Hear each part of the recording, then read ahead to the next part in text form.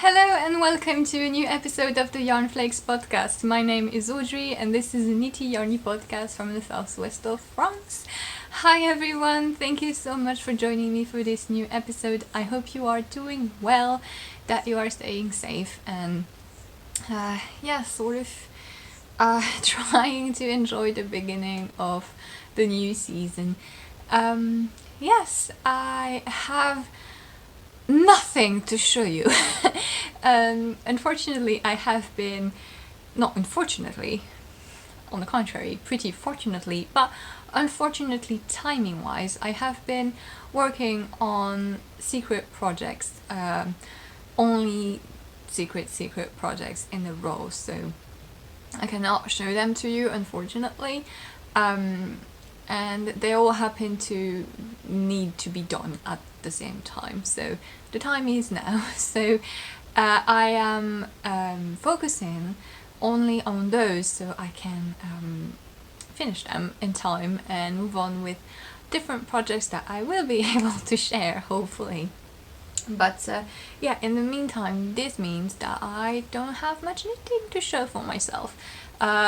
Even though I have been knitting like a maniac. But yeah, I still wanted to come by and say hello because I do have a design that I want to present to you because I really like it, and I just wanted to show it to the world because I think you might enjoy it if, like me, you are in the part of the world that is very quickly going to be 40 plus degrees Celsius. Currently wondering why we have one Spanish cicada and one French cicada. And okay, that sounds really weird. Cicadas don't always make the same sound. You may know if you've been around cicadas, but most of Spain, they do staggered sound. They do like this. Pro cicada skills here, but in like more of the interior part of southern France, they do a continuous sound, which is more like shh, like this. And these are the ones we usually have, the ones that do the continuous sound. And we don't like those so much. It's just not as charming I'm just kidding, we love all cicadas. All cicadas are welcome here. But it's just not as charming as the ones that we have grown up listening to when we were going to see my family in Spain for the entire holidays of my childhood. But yes, so for the first time since we've been here, there is one Spanish-like cicada that is fighting against the others. It's quite funny because it looks like they're in a rap contest thing, like one is doing the continuous sound and one is doing the staggered sound, and it's the summer. Things are hot, so I have a summery design that I'm wearing that I wanted to present to you, so that is what this podcast is going to be mainly about.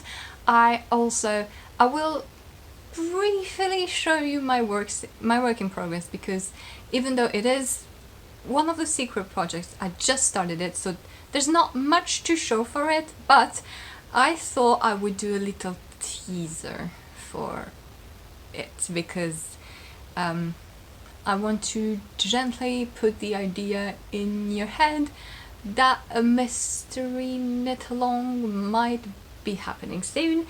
So yes, I will quickly show it to you. I do apologize for, you can't really see, you might see it if I get closer. This is gross and healing. I'm sorry. It's peeling. So yeah, stuff. Anyway, I also asked on Instagram if you had any questions for me that I could answer on the podcast, crafting questions, non-crafting questions. So I will be answering those at the end of the podcast as well. So yay, if you are new to this channel, this might not be the most typical episode, though me ranting about cicadas 2 minutes in is pretty typical, I'd say. But if you want to get a better sense of the type of knitting projects that I do, you might just watch another episode. But if you're in for cicadas and peeling tattoos and not really showing you projects because they're secret, but a little bit, that is the episode for you. Yay! So let's start. You will find timestamps for all the different sections of the podcast, even though there's gonna be like one. No, there's gonna be like 3 sections. So all the timestamps are in the description down below. So if you want to skip anything, feel free to look at that and jump ahead. I also put links to everything that I talk about, as well as my social media, patterns for sale on Ravelry. My patterns are also on Lovecrafts. I need to remember to put that in the YouTube video, because you are currently not able to go on Ravelry because the new design is not accessible to people with vision. I don't know the word, but if you cannot access the new Ravelry design because it is triggering migraines or worse things for you, my patterns are also on Lovecrafts. So that is something that I need to put as well under it, so that you don't go to Ravelry for nothing. So I am going to start right ahead with a new design that I just published. So it is brand new. It is available on Ravelry and will be available on Lovecraft like tomorrow. It just takes a day or so to put on Lovecraft, but this is a summery top, and it's a summer tank top with an all over lace design. And so this is Galice, trying to get up, and yes, so it's a rather loose fitted tank top with an all over lace motif, which is made with seed stitch and these leaves that you can see that are very, very nice. It's a perfectly reversible tank top, so the back also has a low, you can see, a low scoop neckline. It is knitted from the bottom up, flat, so you knit the 2 pieces identically. You knit just straight until the armholes. You then bind off a few stitches here, and you decrease for the armholes a little bit until you reach the neck. You bind off for the neck, and then you work the straps. Both of the straps are finished with a Ni-cord at the same time. So basically, once you finish knitting the piece, you don't have any other finishing to do besides seaming the sides here. So when you knit the piece, there is a slipped stitch along the edge that will help you make a clean seam if you use mattress seaming. And the top straps are ended with just a Kitchener stitch to connect back and front. So it's a really, really simple constructions. I just wanted something mindless that makes a really nice summery flowy top. And I really liked that lace motif. It's the lace motif that I used on a pair of socks that I designed a few months ago, and I just thought it looked really nice as a summer knit, so that is why I used it. I chose to knit it flat because I do prefer seaming summer knits because of the yarn that you tend to use. So I used Katia Cicel yarn, so Cicel cotton. So Katia is a Spanish brand of yarn. They very kindly sent me a bunch of yarn for me to try and test them and design with them if I like them.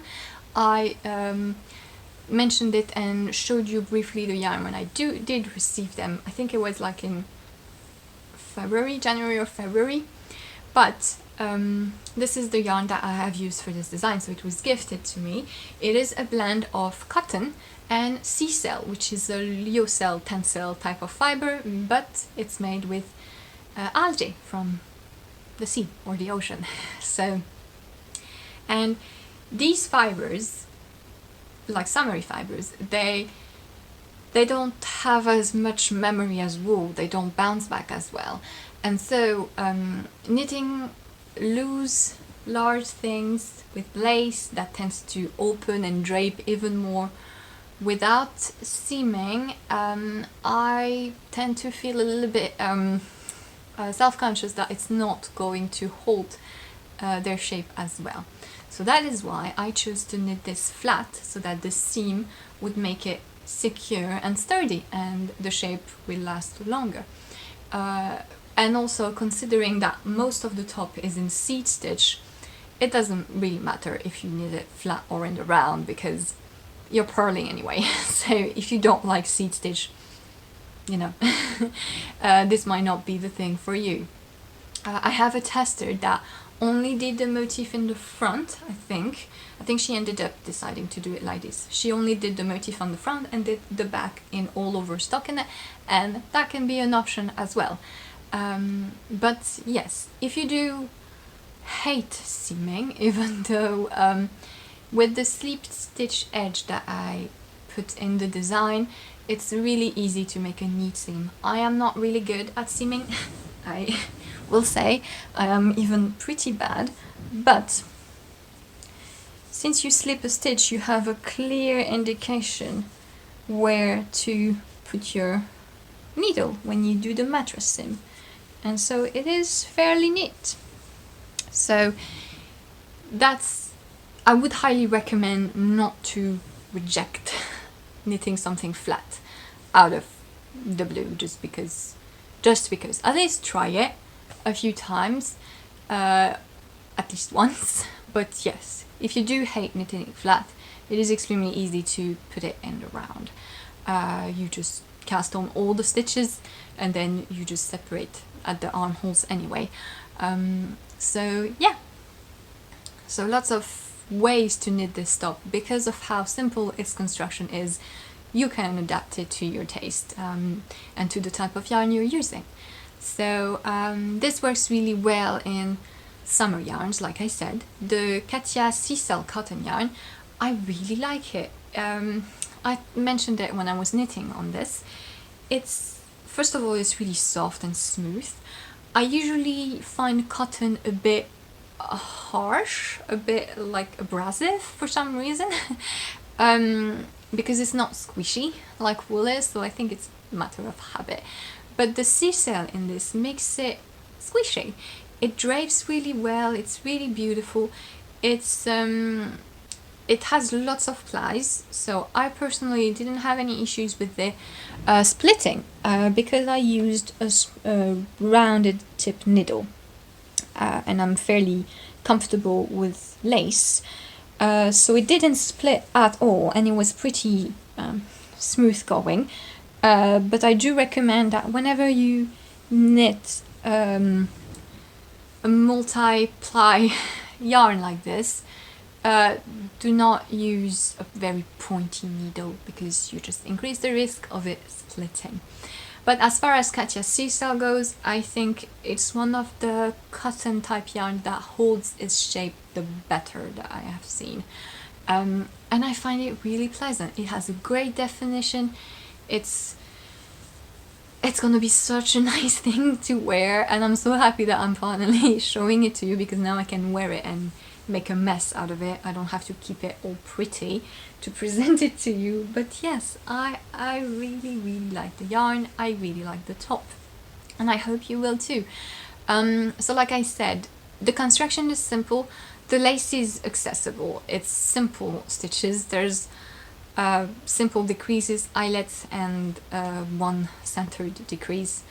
It's really nothing complicated. You can place markers on each between each repeats, so you don't lose track at the beginning, but then you can clearly see where you are. You see these lines that the top of the leaves are forming. Basically, when you look at your knitting, you can see if you're on a seed stitch portion or if you're on one of those. And so you don't really need to follow the chart case by case after a while. You just get what you need to do, which makes it even easier here in the shaping.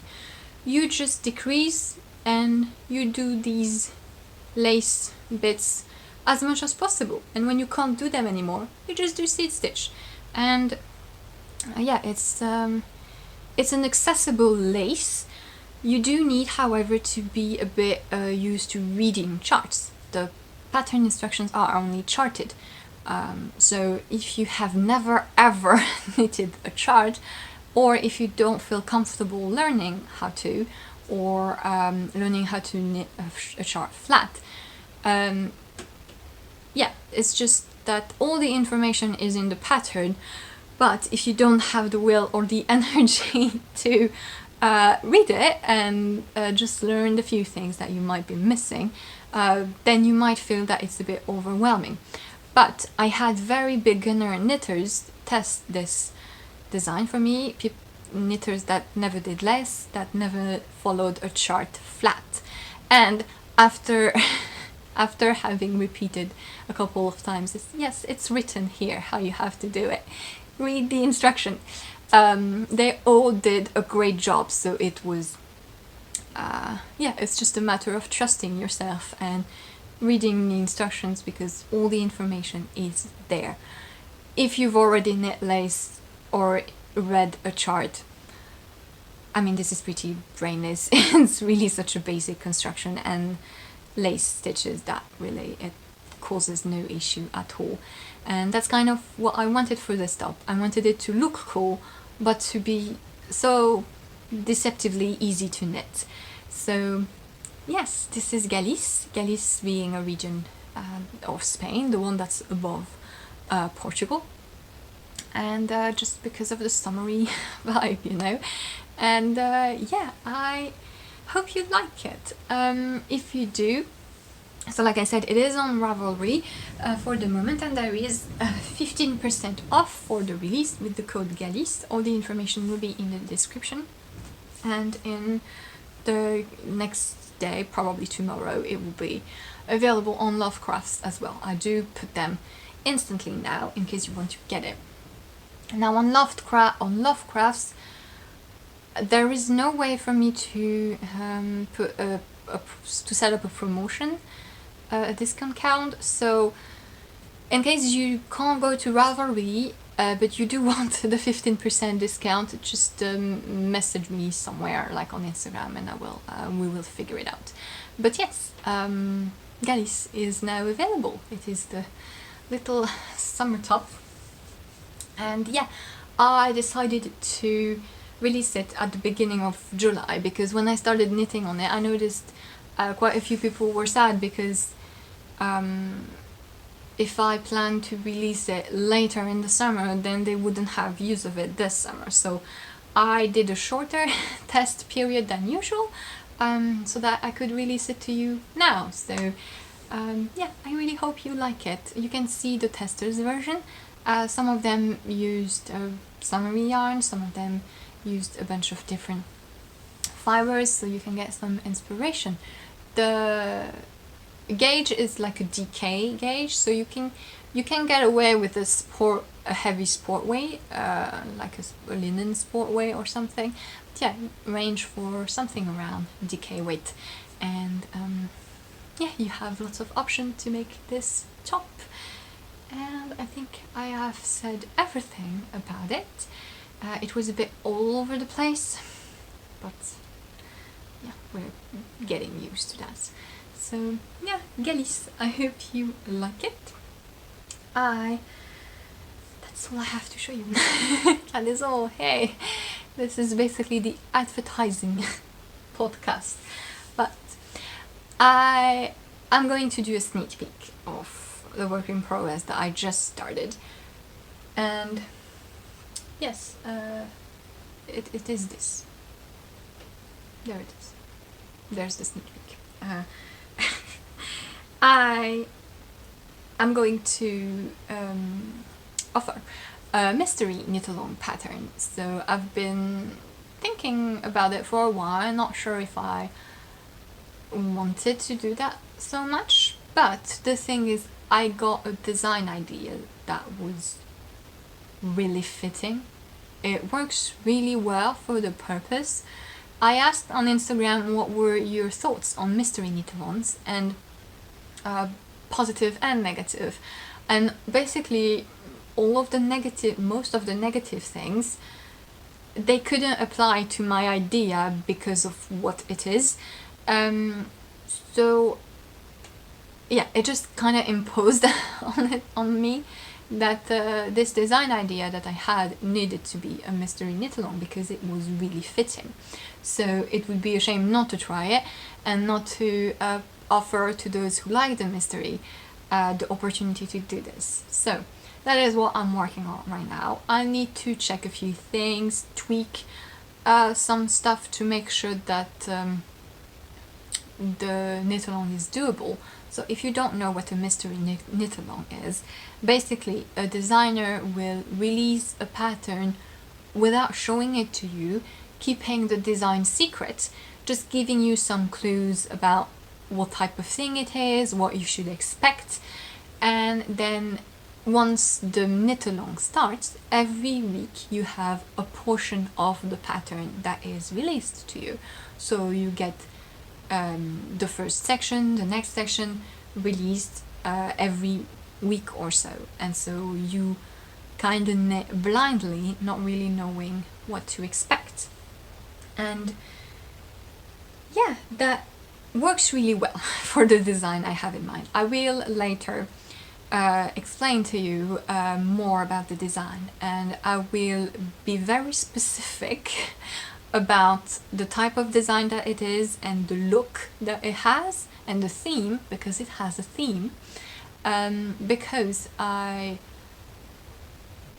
it's a bit niche perhaps, so I do want to be very clear about what it's going to be. So I'm going to give as many details as possible so that you don't run into it with an idea and then it's really different from that. So when the thing starts, I will present it to you in a more detailed way, and that will probably be in the next podcast, because I plan to launch the pattern at the beginning of August, if I can, and start the knit along at the end of August. I will say that again once everything will be ready. But yeah, I just wanted to tease a little bit that I am going to be offering a mystery knit along pattern. It's going to be an accessory, it's not a shawl. It's going to be color work, so you already know if you like that or not. And it's it's going to be, I hope, fun. I think it's fun, and it's going to have a very specific theme, and the mystery is gonna work because the color work will always change, basically. So the mystery will be in the color work drawings themselves. So that will be where the mystery is. So basically there's no repetition, besides the fact that it's always the same project. I noticed that a few people who were sometimes disappointed in mystery knit-alongs was because if you were making a shawl, those sections would repeat themselves. So sometimes you would have two clues that would be the same, just on more stitches or with a different color, and so it wasn't really a mystery so much, which is why I thought making a colorwork pattern a mystery worked quite well, because basically the drawing is always going to be new. You'll understand more when I give you the theme. Maybe you can guess. Can I give you a clue so that you can guess? It is something that you have seen me, it's about something that you have seen me do recently. I never really mentioned, it's an interest of mine. I never really mentioned it explicitly, but you have seen me do it in some videos that I've put on my channel, basically. So yeah, it's a thing that can be divided into 22. Okay, so yeah, go with that. It's an interest of mine. You have seen me do something in relation to that interest, and it can be divided in 22. So there's not going to be 22 clues of the mystery. Don't worry. I'm not holding you for half a year. But that's, yeah, the answer is not 42, it's 22 here. I think a lot of people will guess. Yeah, I will explain everything to you and launch the thing in my next podcast at the beginning of August. But I do want to show you the yarn that I'm using. So I don't want to keep the yarn or the colors a mystery, because that is another thing that people, this is the same color as my bed sheets. I don't want to keep the yarn or colors a mystery because I find that this is the source of a lot of disappointments with mystery knit-alongs. So I am using 3 colors for my project. So like I said, it's a colorwork project. These are the main colors. You can do it with only 2 colors. Basically, I chose this pale grey and this ochre mustardy color because I just love it. This just works so well. This is Knitting for Olive Merino. I mentioned to you that I was very interested in trying Knitting for Olive yarn, so I just was on their website looking for merino, looking for yarn that would be appropriate for this idea, and I knew their merino would be because it's a rather fun yarn. I have seen people use it in colorwork and it works really well, and their color palette is absolutely stunning. Like, I was browsing through it and I was like, I want all of it. But then I saw these colors and immediately I knew that this would really work. So as you can see, a light neutral and a big contrast color. So for the mystery knit along, the colors will be easy to choose. Pick a neutral color, light gray, white. You can go black if you want to reverse the thing, if you want. I don't advise it necessarily, but a neutral. And then a color that you like that is in contrast with this. And then I added a 3rd color. If you want, you can do that. This will be a small detail color, basically. Small touch, something that is in the same tone as your contrast. So you see this is like warm colors. This is like a burgundy. I think this is claret. Dark ochre and pearl grey. So yeah, a light neutral, a contrast that you love. That is a big contrast for the colorwork. And if you want, for the tiny details, these will just be small portions of the project. Another contrast color, warm or cold, that goes well with your main contrast color. But yeah, I just thought these looked so cool. Like I said, you can do it, you will be able to do it in 2, but I really liked how these 3 worked together. So I implemented little details of this other contrast color so that it would, so that I could put it in, because I just really liked how it looked. But yes, only 2 colors at a time though, so yeah, you won't have to handle 3 colors. Didn't want that. But yeah, that's what I'm working on at the moment, and I can't wait to share more. First explain everything and then actually show you the design. I really hope you will find that interesting and fun. I just wanted to do something a little bit different than just, working on the pattern, testing, release. It's sort of, yeah, I just wanted to shake things a little bit, and yeah, I hope you will like the idea. And if you don't, you can always wait for the full reveal of the design, and I will not make, because when I will launch the mystery MKAL, there will be a discount on the price, obviously, as long as it's not obviously actually, but just as a thank you for the people who join the event. The price will be lower than what it would usually be, but I will keep that low price probably for the whole duration of the reveal, so that the price will not change until it's fully revealed, so that until the very last bit you will see what it looks like, and if you want it, you can still have it at the lowest price, basically. I don't want to force you, like to incite you in any way of entering the mystery knit along if you're not sure that you're gonna like it, just because there's gonna be a discounted price. So the discounted price will be there even after you sort of know what it's gonna look like.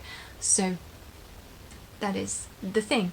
If you're not interested in the mystery bit, I hope you will maybe find the design fun at the end as well. So that's what I've been working on now. I just started it.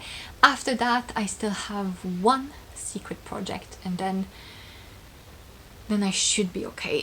But yes, I need to knit 2 designs which are not huge prototypes, samples. I mean, prototype is like, yes, that's a word, but that's how you say in French, but in English it's like, you can say sample.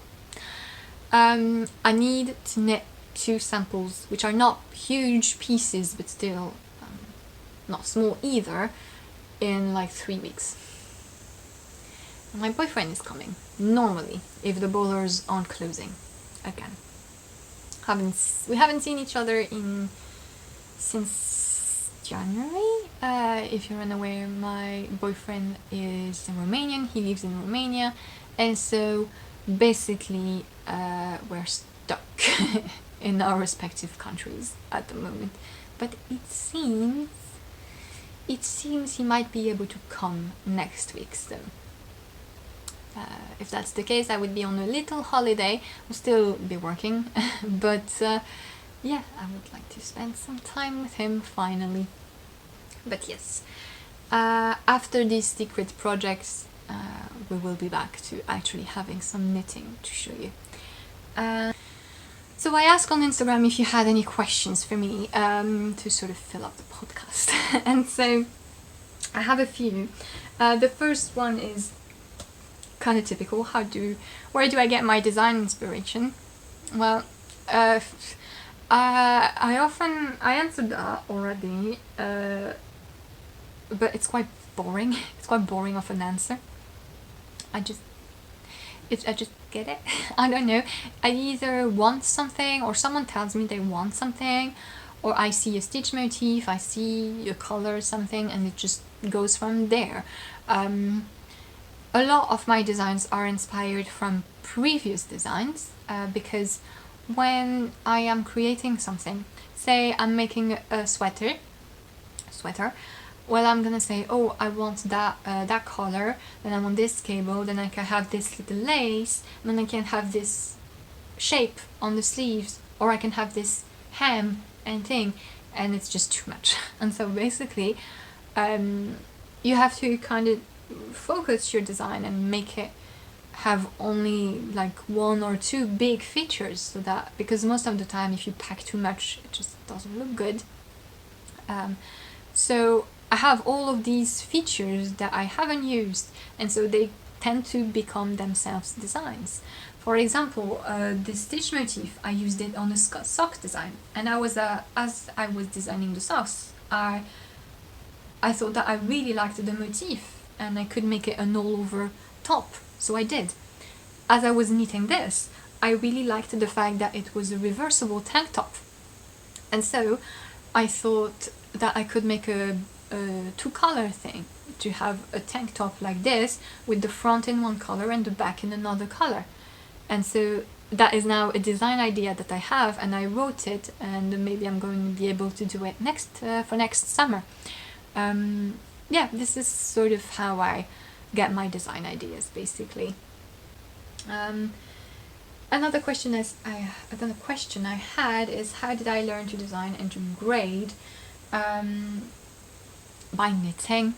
I've been knitting for a long time, and I think if you have the mindset of designing, when you knit so much and you see how the pattern work, that if you do this, it makes this, you will naturally tend to wonder things and either modify or think, oh, but then if I do it this way, it's gonna make something else, and maybe I can try that, and etc. So it just comes naturally, and there's no school for knitwear design as far as I'm aware of. There is definitely none in around me basically, but you just learn by doing, really. And a lot of it is common sense. As far as pattern writing goes, you need to make an instruction as explicit as possible, and there are ways to do that you learn through test knitting or through knitting yourself. You just have to wonder, is this clear? You need a specific mindset for it. You need to be able to detach your mind from yourself, so to say, and to put yourself in neutral shoes. So that is, it's mostly common sense, and it's just you just need to find a way to find it. And as far as grading goes, that's just math and logic.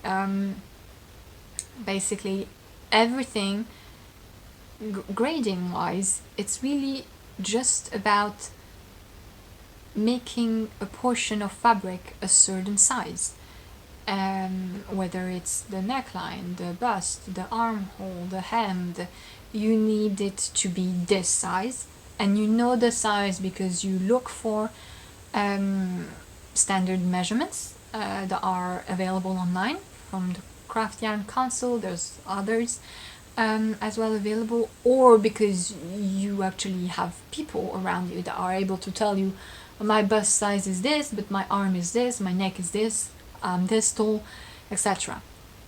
And so you have the measurement, and you need to make sure it's a good measurement, that it's actually plausible, and you need to make the fabric on this place this measurement.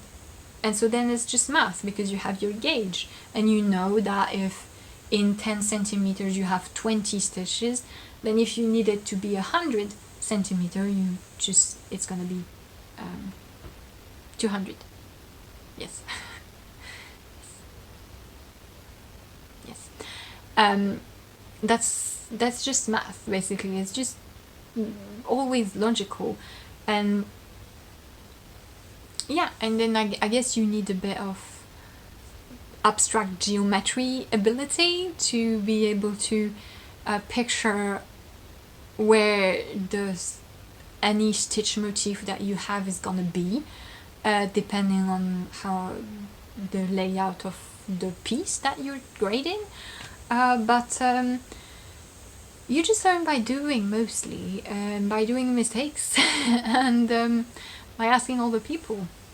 But when you test, I think a really good way of seeing how a designer works is to test for them. Depends on the designer, but I often I'd say, like, most of my interactions during my test knits are me explaining to the testers why I wrote something like this, and then us figuring out a way to make that better. You need to balance everyone's preferences, because you might prefer or find it more clear when something is written in a certain way, but that doesn't mean that it's actually the clearest possible way, because we all function differently. So being with testers is really useful, in the sense that people give you new perspectives, and you're able to add all those perspectives and to be able to make something logical and clear. There's no school. There are a few resources online. Isolda's blog is one. You also have Claire from Sister Mountain, who makes a lot of blog posts about designing. I think Sari Nordlund also, on her YouTube channel, she made a video series about pattern grading, where she just shows how she grades her pattern using an Excel form, I think. That's that's how things are done. As far as grading goes, you want this size, so you just calculate how many stitches are this side and then are this size, and then you adapt whichever whatever motif you may have so that it works. And you have to do this for the neckline, the length of the armhole, the bust, the upper arm, the sleeve length, the cuff length, the waist, the hem, just every measurements on the body. You go through them one by one, and you know, I need this size, this is this many stitches because of my gauge, and that's how you end up with the number of stitches that you need at a certain point, and then you just get to them somehow by increasing, decreasing, casting on, etc.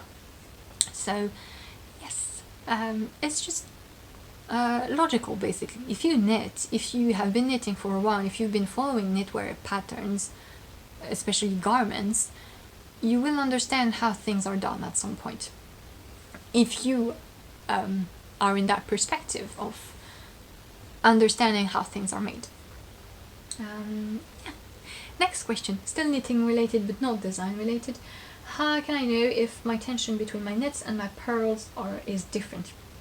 You know. If your gauge is different when you're knitting in the round and when you're knitting flat, you just know. Basically, this happens if you knit a drop shoulder sweater, for example, and you have a portion flat and a portion in the round, and you have a difference in your stockinette gauge.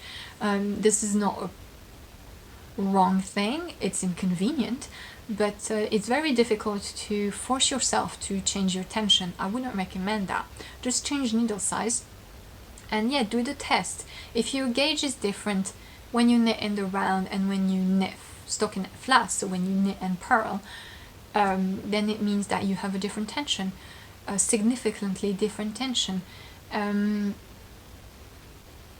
You also kind of see it in the reverse stockinette portion. So on the wrong side, reverse stockinette should be pretty evenly stacked. If you have a purl bump and then a loose bit, and then a purl bump and then a loose bit, usually that indicates that your purl rolls are not the same tension as your knits, because you're gonna have gaps in your reverse stockinette. Instead of having something that is like this, you're gonna have stuff that's like this, you know. It's, yeah, you're gonna see it. But yeah, mostly it's because your gauge is changing. Just adapt your needle size. You can change your needle size just on the purl rows. Some people do that, and that works. Or you can do sticks and always knit in the round. That's also a possibility. Now, other crafting related questions. Do I do any other type of crafts? Yes, I do. I like to try a lot of things. So I've been knitting since I was a teenager, but I got back to it seriously 6 years ago maybe, and I actually started with weaving. So I can weave. I do stuff like this. I haven't done in a very long time, but I do have the project of weaving a blanket, because I have a big table loom, a rigid head loom, not a huge floor loom, and I can make a blanket with it in sections. So I think I want to do that. I want to find the time to do other stuff. So weaving I really like. I also tried macrame for a bit. You can see it up there. And that's okay, I like it, but not as much as weaving. I don't embroider, but I cross stitch. I find cross stitch easier because it's a bit more mechanical. This is the cross stitch piece I've been working on for like 3 years, and yeah, it's really cool. I really want to take back this piece and continue and finish it and do more. But yeah, normal embroidery, like freehand embroidery, I find it so pretty, but it's more skilled. Not that cross stitch isn't skilled, it's just that it's more like drawing or painting. It's not as mechanical as doing the crosses, and you have to do the crosses right, but it's a bit more straightforward. I found that having to make a certain flowery type of stitch or something, and I found that a bit more difficult, so I don't really do freehand embroidery, but I cross stitch. I can spin with a spindle. It is still on my plans to get a spinning wheel one day. We'll see. I do like to spin. I can crochet basic stuff, like I did some plushies, amigurumi plushies at some point. It's okay. I'm not a huge fan of crochet, but I would like to learn better crochet to make all the pretty patterns that you see here and there. But yeah, I can do the basic stuff in crochet, but really not. I'm unable to read a crochet pattern. But yeah, mostly I knit. Knitting is my main thing. But yeah, I can weave also, I guess that's what you would say. The weaving and the cross stitch are the main other parts of that. Then, other non-craft related questions is what job would I do if I wasn't a knitwear designer? Nothing. No. I did a lot of different things. I wasn't very lucky professionally with the people I encountered. Yes, it's just a tendency that people have to exploit others. It's like we're in a capitalist system or something. But yeah, it wasn't really fun. So I don't know if I had to not be a knitwear designer anymore.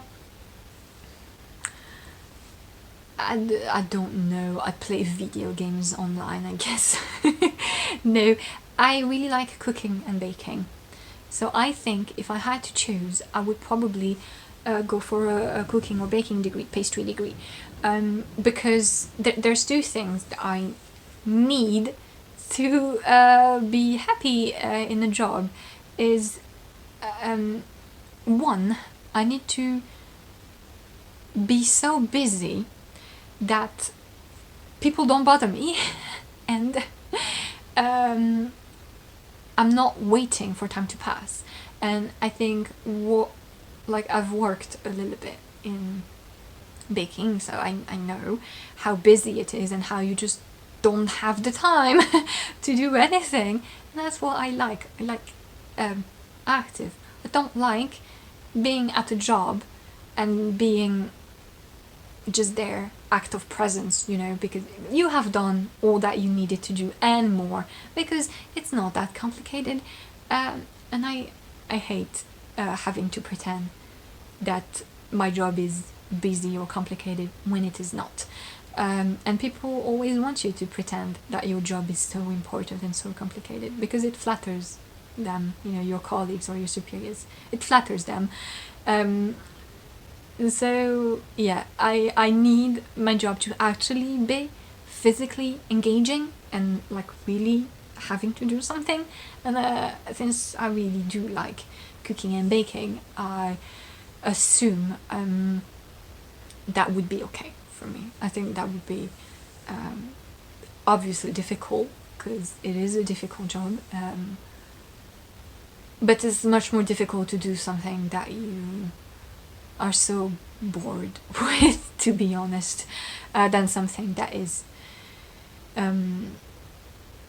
demanding, that is really demanding. For me personally, actually, I'd rather do something that is demanding than something that bores me. And a lot of things bores me because I'm a posh little brat. So yes, that is I think what I would go for if I had to get another job. The little questions thingy. Yeah, that was quite a messy episode again, but I hope you enjoyed. Thank you so much for watching. I will see you towards the end of the month or beginning of August, and yeah, in the meantime, have a lovely rest of the day, and I will see you later. Bye!